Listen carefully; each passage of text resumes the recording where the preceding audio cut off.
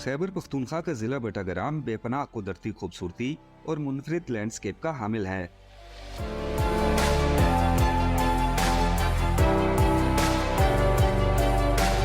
तारीखी शाहरा रेशम से मुंसलिक बटाग्राम कदीम दौर से ही आबाद है। शहरी आबादी मरकजी सड़क के साथ साथ है, ताहम हर वादी के मैदान से लेकर बुलंदियों तक भी मुख्तलिफ देहात आबाद हैं।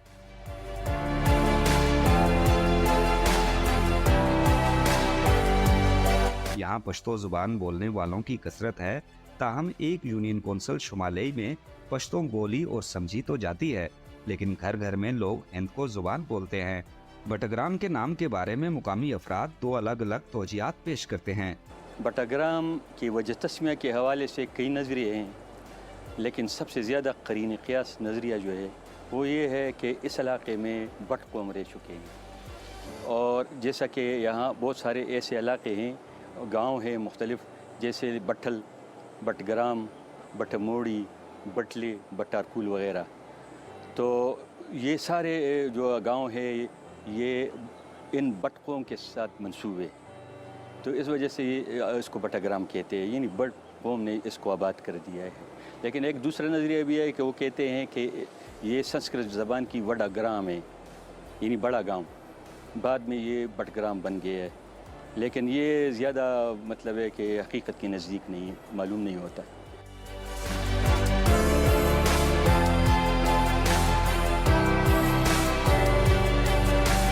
इस इलाके ने कई अरूजो ज़वाल देखे, मुख्तलिफ अदवार में अलग अलग फातहीन का राज रहा। बटाग्राम को 90 की दहाई में ज़िला का दर्जा दिया गया। ज़िला बटाग्राम 1993 में ज़िला बना। इसकी दो तहसीलें, हम उसको सब डिवीज़न कहते हैं। एक है सब डिवीज़न बटाग्राम और एक है सब डिवीज़न अलई। और इसका जो कुल रकबा है वो 1300 मुरबा किलोमीटर। इसकी जो कुल अकवाम है वो स्वाती लोगों पे ज़्यादा मुश्तमिल है। टोटल पॉपुलेशन ज़िले की है 5,30,000। अभी का जो सेंसस हमारा रीसेंट सेंसस हुआ है 5,33,000 टू बी प्रिसाइज। कौमों के अंदर यहाँ पे जो मेजर कौम है वो स्वाती कौम है, फिर गुज्जर है और फिर हमारे पास सैयद्स भी हैं।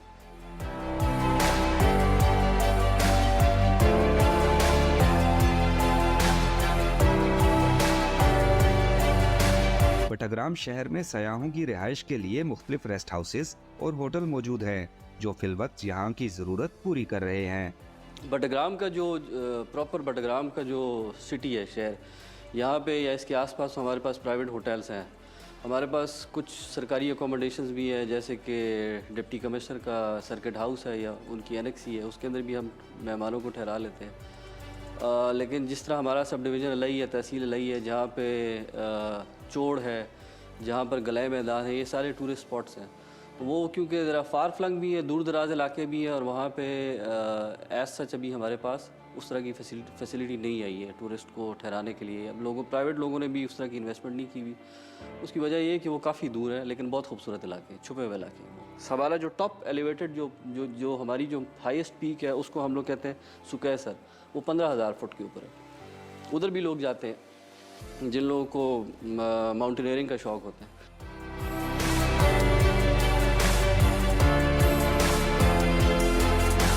बटाग्राम अमनो आमा के लिहाज से पुरअमन और पुरसकून इलाका है।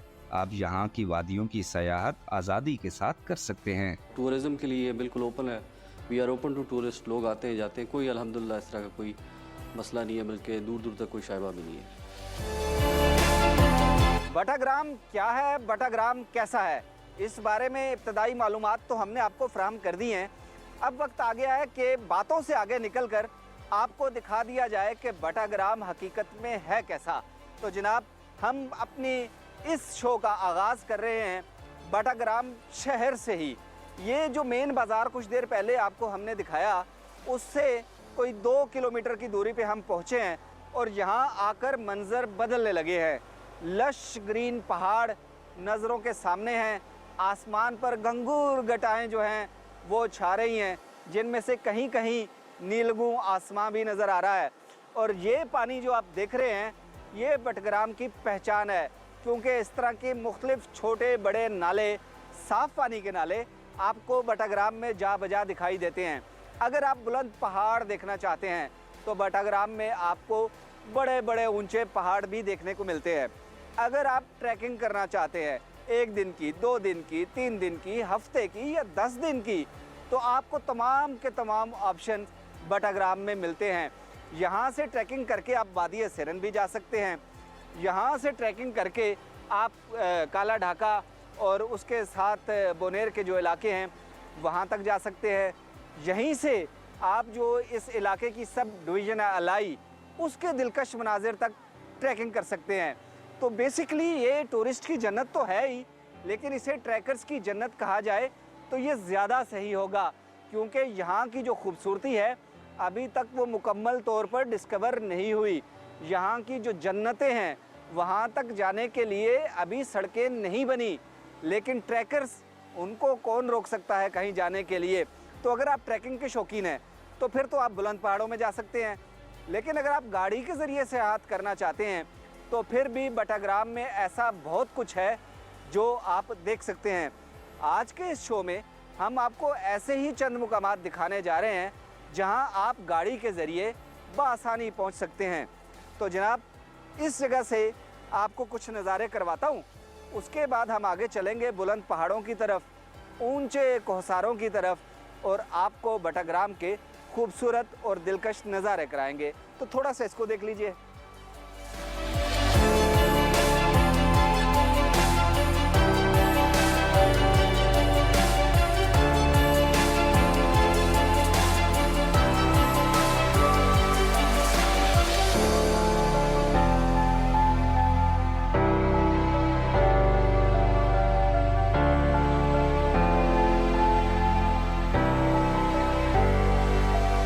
बडग्राम की अगर बात की जाए तो ये जन्नत नज़ीर इलाका है, जहाँ पे बुलंद दुबाला पहाड़ों का सिलसिला है। ट्रेकर्स के लिए यहाँ पे ये मैं कहूँगा कि जन्नत है उसके लिए। ग्रीनरी, पानी, टूरिस्ट के लिए जो चीज़ चाहिए, जिस चीज़ के पीछे टूरिस्ट जाते हैं, वो सारी चीज़ें यहाँ पे अवेलेबल है।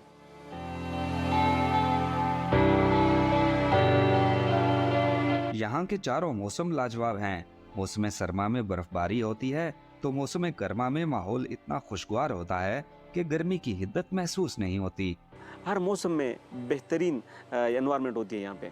जिस तरह गर्मी में, सख्त गर्मी में अगर आप आ जाएँ तो यहाँ पे आपको गर्मी नहीं लगेगी। यहाँ पे मौसम जो है मज़ेदार होता है, शानदार होता है।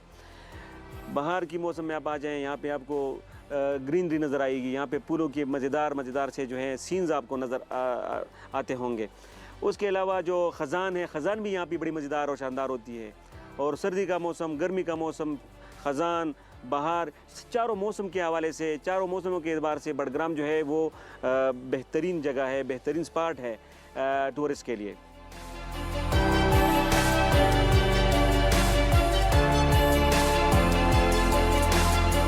हमने बिला ताखीर बुलंद पहाड़ों पर सजे घने जंगलात और सरसब्ज वादियों की तरफ रुख कर लिया।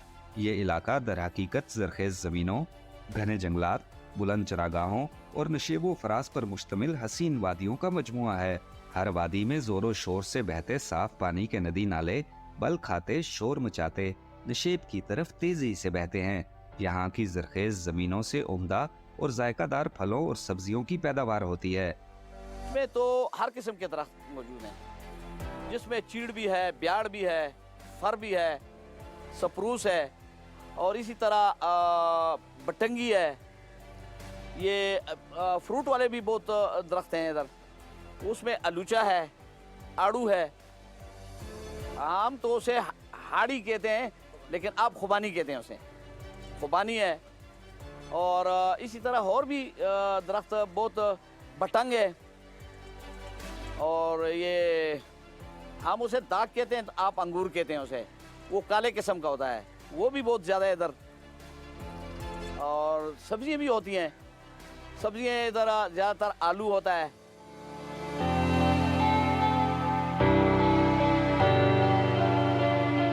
बटाग्राम में मुकामी तौर पर रोजगार के मौके महदूद हैं। मुकामी अफराद दीगर शहरों में जाकर रोजगार तलाश करते हैं। ये गरीब लोग हैं, इनका कमाने का कोई तरीक़ेकार नहीं है। गरीब लोग हैं, ये यहाँ से जाते हैं, कोई पिंडी में, कोई कराची में, कोई बाहर मुल्क भी जाते हैं, तो वहाँ पे मजदूरी करके अपने बच्चों के लिए रोज़ी कमाते हैं।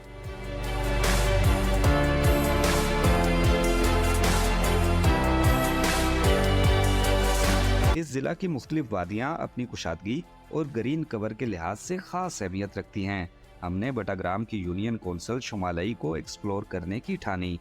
यहाँ कुदरती हुस्न की इतनी वुसअत है कि जो एक बार देख ले वो असीर हो जाए।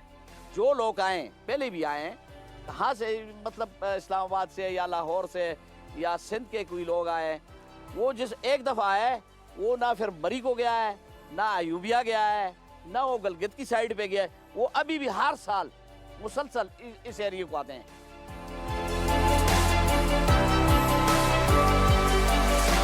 शमुलाई कुदरती तौर पर तो खूबसूरत मुकाम है ही, यहाँ पर सरसब्ज नज़ारे और वो सब कुछ है जो कुदरती सयाहत के लिए दरकार होता है।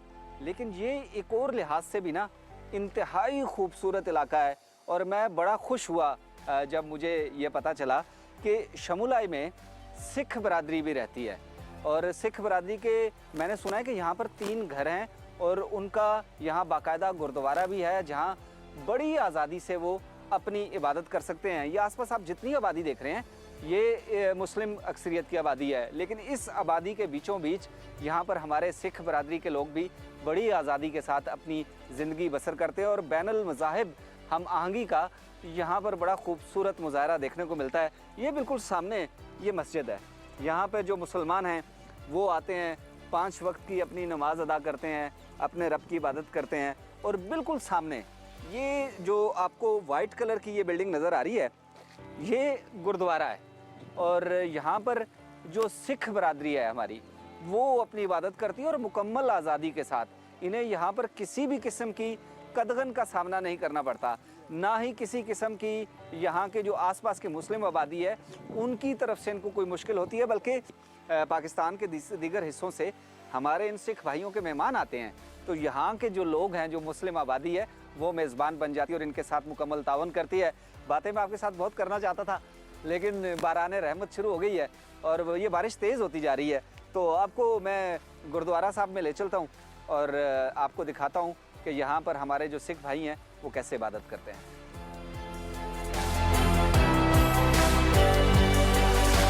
कभी यहाँ सिख बरादरी के 2 दर्जन से जायद घराने आबाद थे, लेकिन 2005 के होलनाक जलजले के बाद अक्सर सिख घराने यहाँ से हिजरत कर गए। असन ये थे पहले जलजले को पहले तकरीबन 20-22 घर आए वो और सारे 2005 का जलजला है उसको चले गए, कुछ असलमदाल चले गए, कुछ इंडिया चले गए, 3 फैमिलियाँ से इधर ही रह गए। गुरुद्वारा जो भी असन दे पाकिस्तान बनने दे पहले इतने गुरुद्वारा है असन वडेरे जड़े वक्त आयन, कुछ स्वास्थ्य तो आयन, कुछ अलाई तो आयन, कुछ इन्हीं 2 इलाके तो आयन, वो इतने रहें। शुमालई में बैनुल मज़ाहिब हम आहंगी का बेहतरीन मुजाहरा देखने को मिलता है। मुसलमान 99% से भी कुछ ज़्यादा हैं, लेकिन 3 सिख घरानों के चंद अफराद से उनका रखरखाव मिसाली है।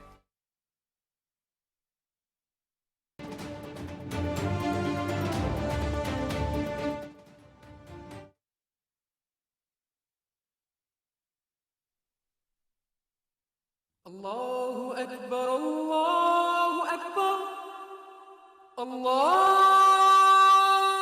अकबर,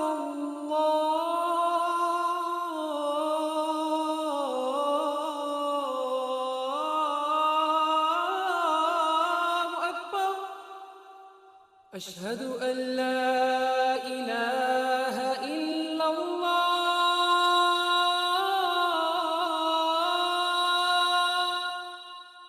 अशहदु अल्ला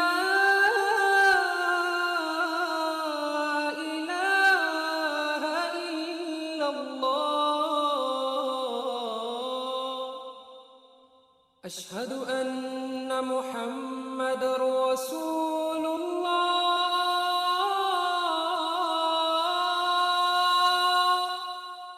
अशहदु अन्ना मुहम्मदर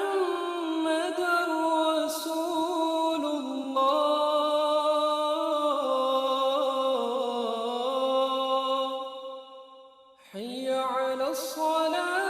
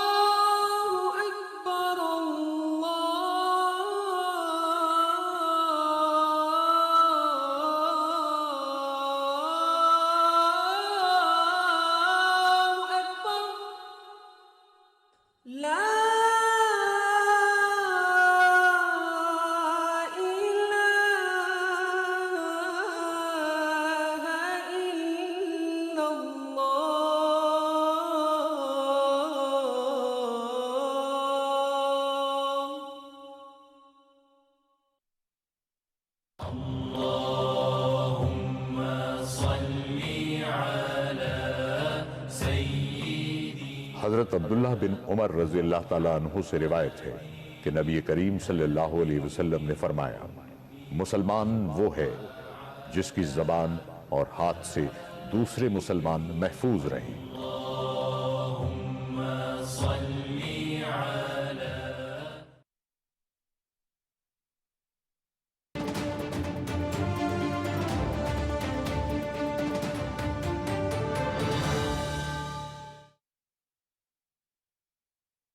नज़ारों से माला माल है।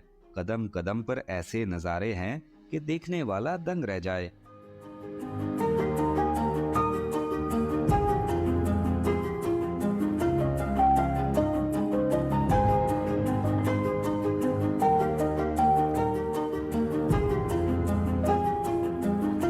ये ना मेरी तवक्कुआत से बढ़कर खूबसूरत मुकाम है।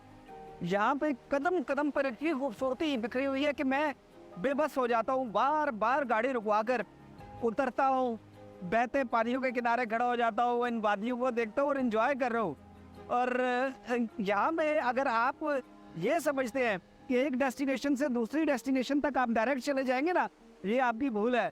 ऐसा नहीं हो सकता, क्योंकि ये इतनी खूबसूरत वादी है, इतनी खूबसूरत वादी है कि कदम कदम पर आपके पाँव जकड़ती है। आप बेबस हो जाते हैं, आपका दिल करता है कि यार बस मैं रुक जाऊं और इसी मंजर को देखता रहूं। अब ये जो मनाजर है, ज़रा इन पर गौर तो करें आप, कितनी इंतहा की खूबसूरती है यहाँ पर। कुदरत ने कितनी फयाजी का मुजाहरा किया है इन इलाकों को नवाजते हुए कि यहाँ पर बुलंद पहाड़ हैं, सरसब्ज खेत हैं, छोटे हैं लेकिन खेत तो है ना, और पहाड़ जो हैं उन पर ग्रीन कवर आप देखें, घास सरसब्ज लहरा रही है, उनके ऊपर दरख्त नगीनों की तरह सजे हुए हैं। आसमान पर जो बादल हैं वो अचकनियाँ कर रहे हैं, नीलगू आसका आसमान के नीचे सुरमई बादल है।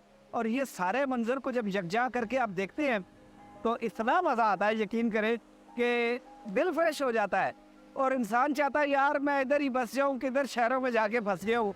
ये तो कुदरती मनाजिर है जो रूह को बहाते हैं, जो आपकी आंखों को बहाते हैं, तो इनको देखना चाहिए ना। तो मैं तो इनको एंजॉय कर रहा हूँ, आप भी एंजॉय करें।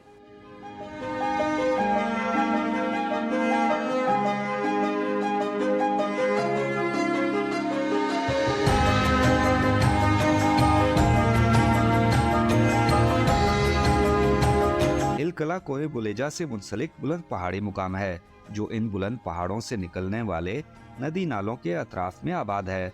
कोहे बुलेजा बटग्राम और वादी सिरन के दरमियान बॉर्डर लाइन जैसी अहमियत भी रखता है।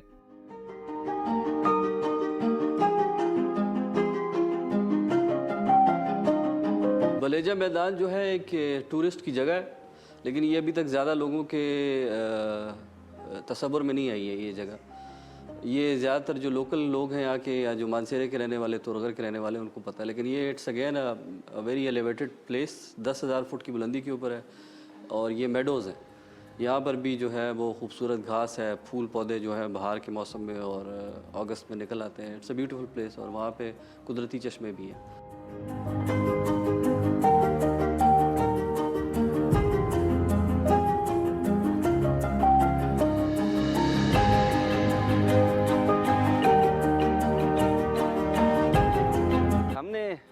हिलकला से ट्रैकिंग का आगाज़ किया है और हम जा रहे हैं अभी बच मैदान की तरफ। बच मैदान कोई लगभग निस्फ घंटे की ट्रैकिंग है हिलकला से, और उसके बाद ना आगे बुलेजा टॉप आती है, कोहे बुलेजा, जो कि बाउंड्री है बटग्राम और सिरन वादी के दरमियान, इनकी हदबंदी करती है।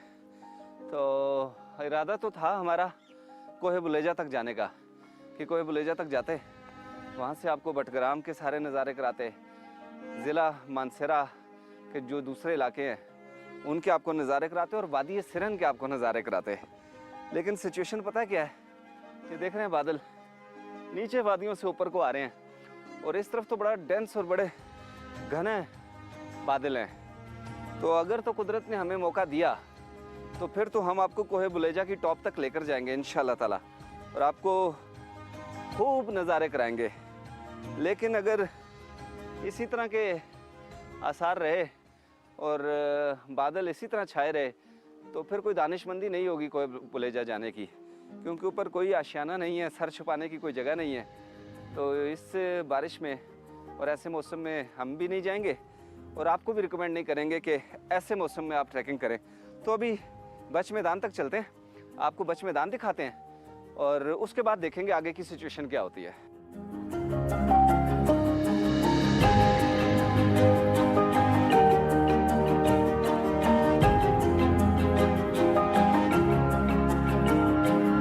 बच मैदान को कोहे बुलेजा का बेस कैंप कहा जाता है।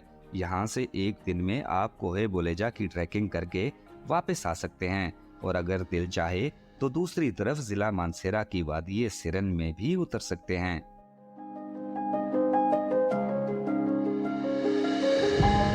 आप जाएंगे, आप यहाँ से कोहे बुलेजा का जब आप सफ़र स्टार्ट करेंगे, आपने जब सफ़र स्टार्ट कर लिया तो आपको वहाँ से आने का वापस दिल नहीं करेगा, क्योंकि रास्ते में बहुत ज़्यादा आपको एंजॉयमेंट मिलेंगी। जो यहाँ पे जो बंदा विज़िट करे वहाँ पे जाएगा तो उसको डिस्ट्रिक्ट मानसेरा नज़र आएगा, वहाँ से उसको नारायण कागान का पहाड़ नज़र आएगा, उसको वहाँ पे ग्रीनरी वगैरह वो नज़र आएगी। उनको सब चीज़ें हमारी जो पानी की जो आबशारें होती हैं, नहर होती है, वहाँ उनको वो चीज़ें मिल जाएंगी।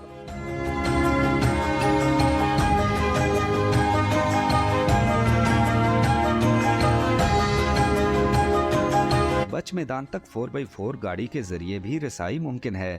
ये एक बुलंद मगर हमवार मैदान है जहां मुख्तसर आबादी भी है।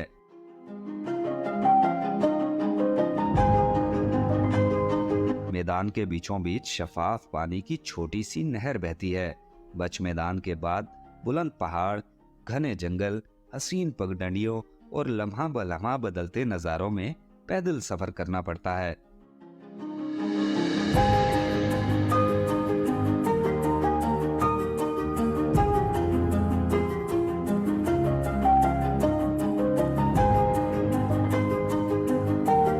बच मैदान में हम आ गए हैं।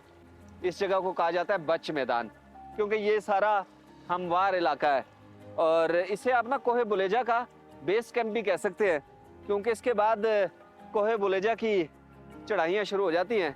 यहाँ तक तो 4x4 गाड़ी भी आ जाती है, लेकिन इससे आगे ना आप खुद ही है, आपने खुद ही चलते जाना है, चलते जाना है, चलते जाना है। और ये पानी जो है ना, इस पानी के रास्ते के साथ साथ आप कोहे बुलेजा पहुँच जाते हैं। जो लोकल लोग हैं ना, वो बता रहे हैं कि उनको कोई 1.25 घंटा 1.5 घंटा लगता है कोहे बुलेजा पहुँचने तक। तो हमारे मुतालिक उनका अंदाज़ा है कि हम 2-2.5 घंटे में पहुँच जाएंगे। लेकिन मसला वही है जो मैंने आपको कुछ देर पहले बताया था कि बादल देख रहे हैं, ऊपर बारिश हो रही है। यहाँ पे भी हल्की हल्की जो है ना बूंदाबांदी वक्फे वक्फे से हो जाती है, फिर रुक जाती है, लेकिन ऊपर बहुत ज़्यादा बारिश हो रही है। तो इस मौसम में वहाँ जाना कोई दानिशमंदी नहीं है। लेकिन इस जगह की खूबसूरती भी कम नहीं है। ये फॉरेस्ट देख रहे हैं आप, सारे का सारा, ये सारी की सारी जो है ना लश ग्रीन वैली है और इधर से ऊपर घने जंगलात का सिलसिला शुरू हो रहा है जो जाके वादी सिरन को मिलता है। यहाँ से अगर मैं सड़क के जरिए वादी सिरन वापस जाना चाहूँ ना, तो मुझे यह बुलेजा तक आने में, जबड़ गली जो सिरन का मुकाम है, वहाँ तक आने में मुझे 2-2.5-3 घंटे लग जाएंगे। और यहाँ से अगर मैं शॉर्टकट मारूं तो शायद आधा घंटा पहले ही पहुँच जाऊँगा। तो बड़ा खूबसूरत मुकाम है, जंगल बहुत खूबसूरत है और दिल करता है कि बंदा इन्हीं जंगलों में ना इसी तरह वॉक करते करते खो जाए, ट्रैकिंग करता रहे, इन नज़ारों से लुत्फ़अंदोज़ होता रहे। लेकिन ख्वाहिशात तो बहुत सारी होती हैं, सारी पूरी भी नहीं होती। तो आज हमारा डेरा यहीं पर है, इसी मैदान में, बच मैदान में हमने डेरा लगाना है। और उसके बाद अगर मौसम क्लियर हो गया और हमें कोई 6 से 7 घंटे मिल गए पूरे दिन में, फिर हम कोहे बुलेजा जाएंगे। अगर मौसम क्लियर ना हुआ तो फिर यहीं तक इक्तफा करें।